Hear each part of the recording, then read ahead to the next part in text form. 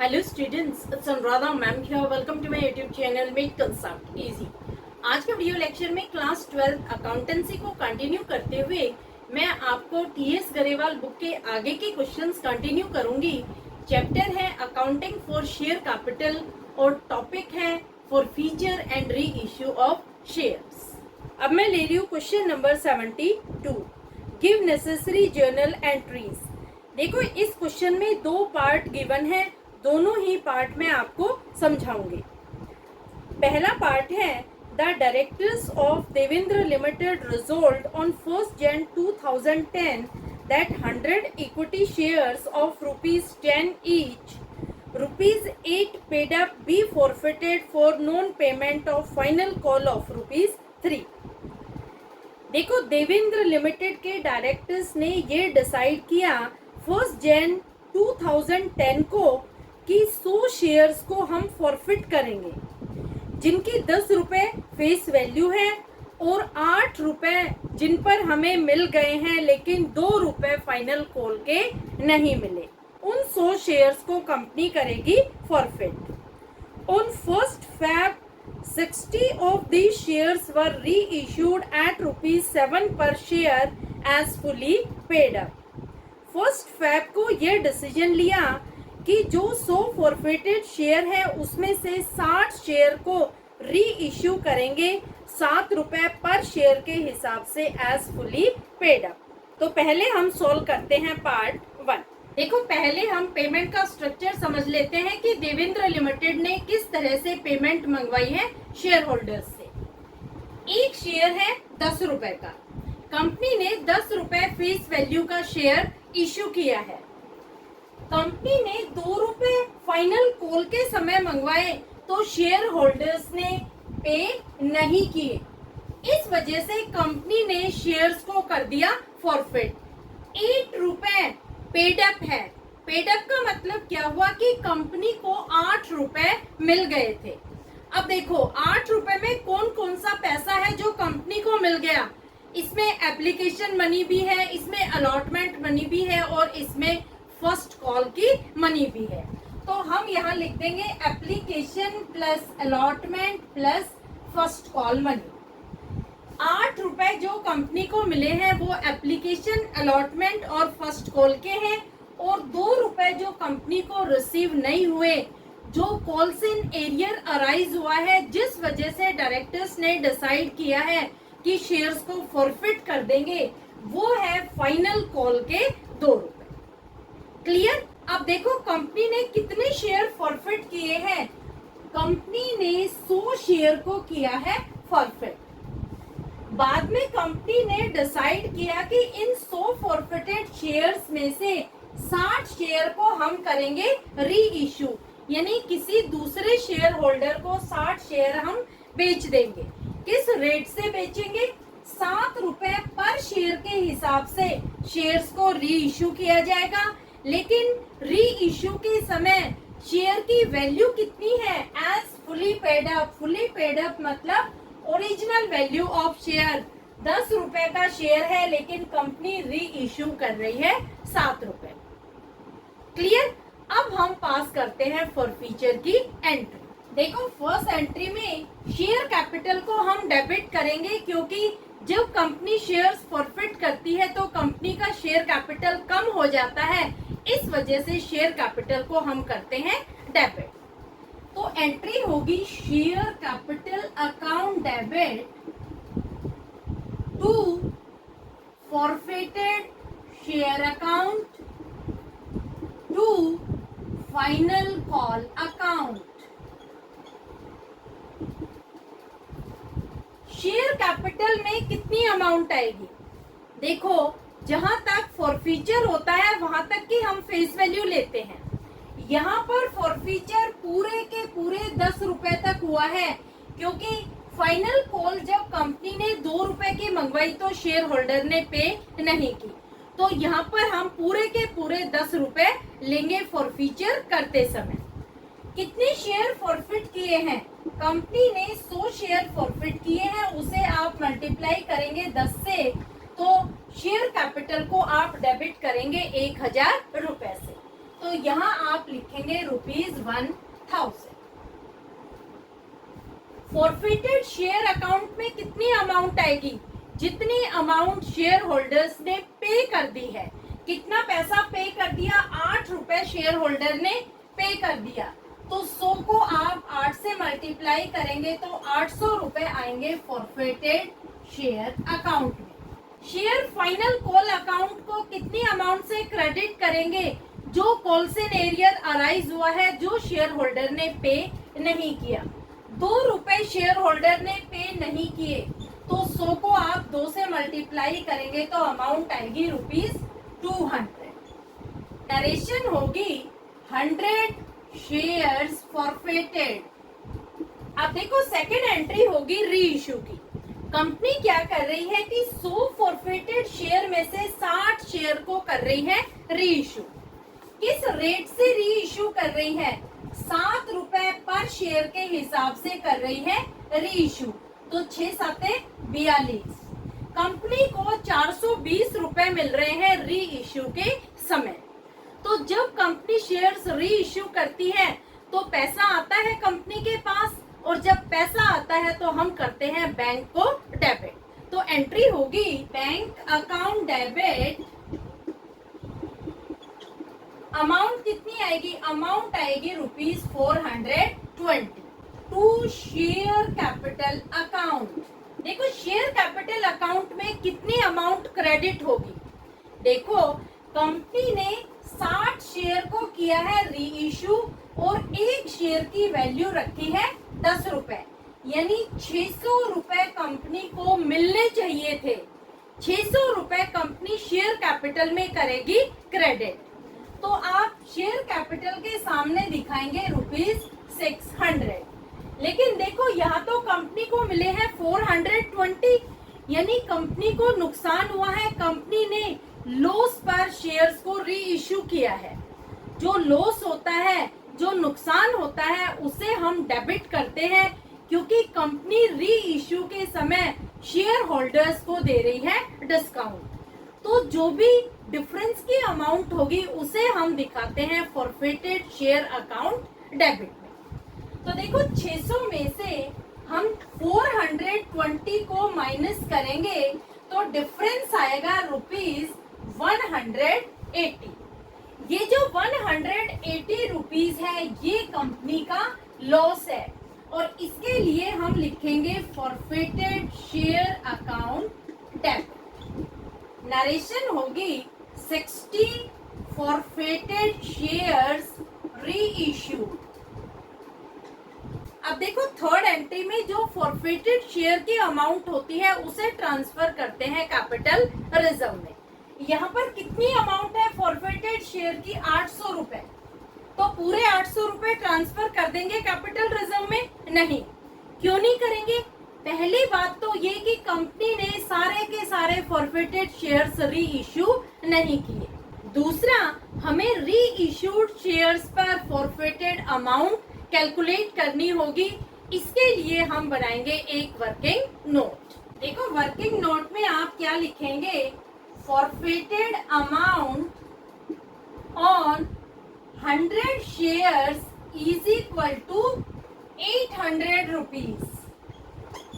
तो forfeited amount on 60 shares will be what? Cross multiplication कर देंगे। क्रॉस मल्टीप्लीकेशन में आप लिखेंगे 60 इंटू 800 डिवाइडेड बाय 100। 2 जीरो से 2 जीरो गई, 6 8 48। 480 रुपए आए हैं फॉरफिटेड अमाउंट ऑन 60 शेयर्स। तो क्या पूरे के पूरे 480 रुपीज हम ट्रांसफर कर देंगे कैपिटल रिजर्व में? नहीं। क्यों नहीं? क्योंकि जब कंपनी ने शेयर्स को री इशू किया था तो 180 रुपए का कंपनी ने दिया है डिस्काउंट। तो ये जो डिस्काउंट की अमाउंट है ये 480 में से हो जाएगी माइनस। तो 480 में से जब हम 180 माइनस करेंगे तो अमाउंट आएगी ₹300। इसे हम ट्रांसफर करेंगे कैपिटल रिजर्व अकाउंट। समझ आया? तो इस तरह से आपको वर्किंग नोट बनाना है, लेकिन जो ये वर्किंग नोट है इसे एंट्रीज के बीच में मत बनाना, इसे एक सेपरेट पेज पर बना लेना। मैंने आपको अंडरस्टैंडिंग पर्पस के लिए बीच में बना के दिखा दिया है। आपको जो एंट्रीज पास करनी है वो एक प्रॉपर ऑर्डर में पास करनी है। वर्किंग नोट बनेगा नेक्स्ट सेपरेट पेज पर। क्लियर? थर्ड एंट्री होगी forfeited share account debit to capital reserve account. Amount आएगी ₹300। नरेशन होगी gain on reissue transfer to capital reserve. इस तरीके से आपको क्वेश्चन नंबर 72 के पार्ट 1 में ये 3 एंट्रीज पास करनी है। 72 का जो सेकंड पार्ट है वो मैं अब आपको कर रही हूँ एक्सप्लेन। इसका एक स्क्रीनशॉट ले लो। होपफुली तीनों एंट्रीज आपको अच्छे से क्लियर हो गई होंगी। अब मैं आपको एक्सप्लेन कर रही हूँ 72 का next part, part number 2। Part 2 of question number 72 is Virendra limited forfeited 20 shares of ₹100 each, ₹60 called up, issued at par to Mukesh, on which he had paid ₹20 per share। देखो, वीरेंद्र लिमिटेड ने 20 शेयर दिए थे मुकेश को। 20 share पर मुकेश ने ₹20 पर share के हिसाब से पैसा पे नहीं किया। कंपनी ने सिर्फ ₹60 तक कॉल की है। ₹60 में से मुकेश ने ₹20 पे नहीं किए, यानी कंपनी ने कितने रुपए कॉल नहीं किए? कंपनी ने ₹40 कॉल नहीं किए। Out of these 15 shares were reissued to Sanjeev as ₹60 paid up for ₹45 per share। बाद में कंपनी ने क्या किया कि जो 20 फॉरफिटेड शेयर थे मुकेश के, उसमें से 15 शेयर को संजीव को बेच दिया। किस रेट पर बेचा? 45 पर शेयर के हिसाब से बेच दिया, लेकिन शेयर की वैल्यू थी ₹60 पर शेयर। देखो, पेमेंट का स्ट्रक्चर पहले समझते हैं। वीरेंद्र लिमिटेड ने ₹100 फेस वैल्यू का शेयर इश्यू किया है, लेकिन कंपनी ने सिर्फ ₹60 कॉल्ड अप, यानी ₹60 तक ही शेयर होल्डर से पैसा मंगवाया है। तो कितने रुपए कंपनी ने नहीं मंगवाए? ₹40 कंपनी ने नहीं मंगवाए। तो जो ये ₹40 है, इसकी हम कोई भी बात नहीं करेंगे। हम कहाँ तक बात करेंगे? हम सिर्फ ₹60 तक बात करेंगे। अब देखो, एक शेयर होल्डर है मुकेश, जिसको कंपनी ने 20 शेयर अलॉट किए थे। मुकेश ने क्या किया कि कंपनी को ₹20 तो पे कर दिए, और जो ₹60 में से बैलेंस अमाउंट थी वो पे नहीं किया। तो कितने रुपए मुकेश ने पे नहीं किए? तो देखो, 60 में से आप 20 माइनस करेंगे तो ₹40 आएंगे अनपेड अमाउंट के। तो आप यहाँ लिखेंगे ₹40, ये है अनपेड अमाउंट।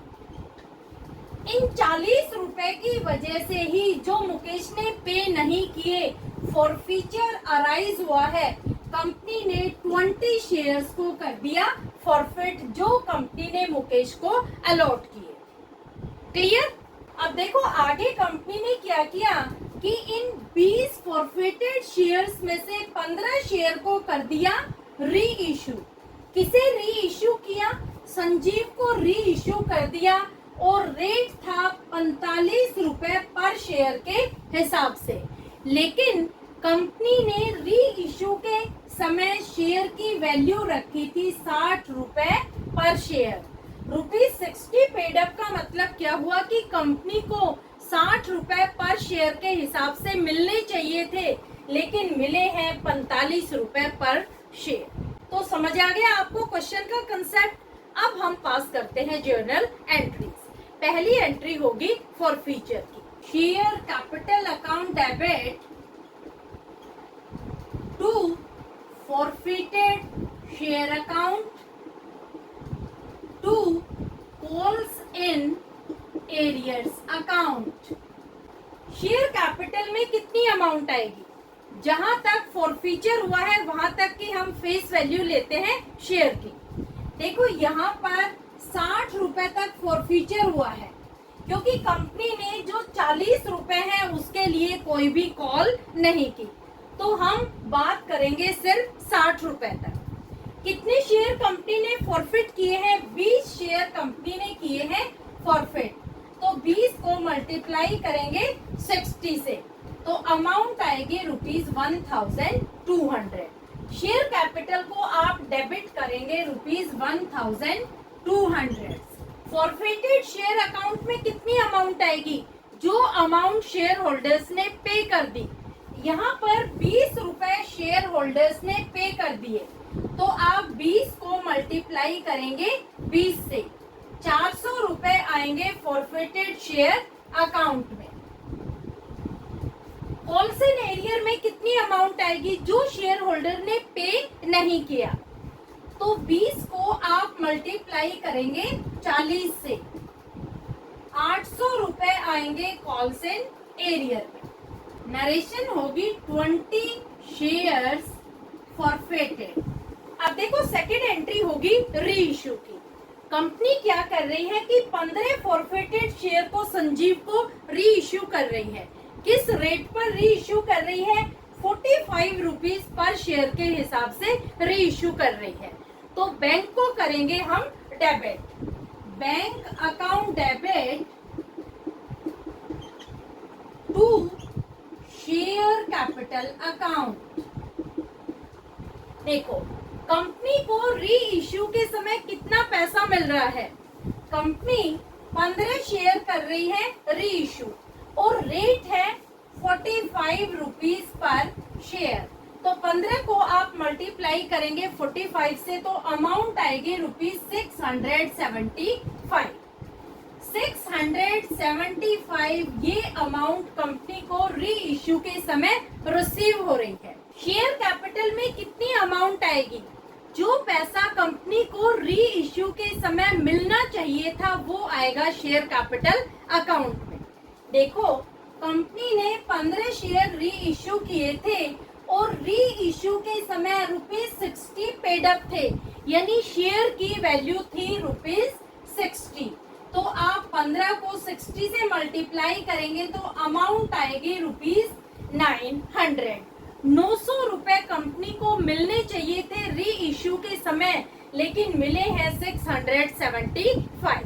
तो पहले हम शेयर कैपिटल को क्रेडिट करेंगे ₹900 से। अब देखो कंपनी को मिलने चाहिए थे 900 रुपए, लेकिन मिले हैं 675 रुपए, यानी कंपनी को नुकसान हुआ है, कंपनी को लॉस हुआ है। कंपनी ने शेयर्स डिस्काउंट पर री इश्यू किए हैं।